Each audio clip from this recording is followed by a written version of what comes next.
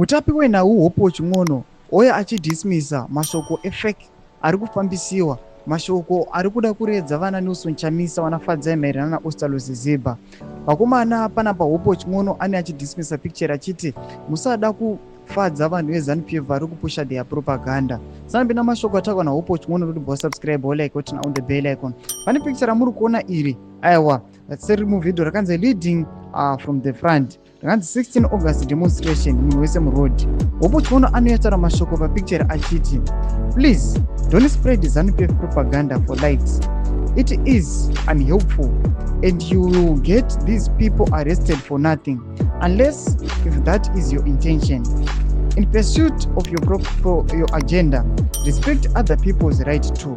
Anoya panapa achidismisa mashoko kuti no, hatina kumbofoma a union kana chitag team chekuti aiwa tiunganidze vanhu vapinde propaganda, vapinde aiwa vachino demonstrata muroad musi wa16 August. Ari kuachidismisa mashoko nethis picture ramuri kuona riri kufamba pasocial media napahandle X nepafacebook magroups riri kufamba chichitendera achiti aiwa mashoko awa ndenhema. Saka muri Zimbabwe muri kuona kuti ndiwo Hopewell Ching'ono afambisa munhau iyi chifambisai aiwa kune vamwe venyu mese kuti aiwa vanhu varambe vari safe, nekuti vanhu vangatozosimudza mademonstrations asiriwo asinawo anolida anhu anotungamira. Tudze mafunguro enyu muri kudii pamusoro penhau iyi. Pinai comment section medu, musangano subscribe like turn on the bell.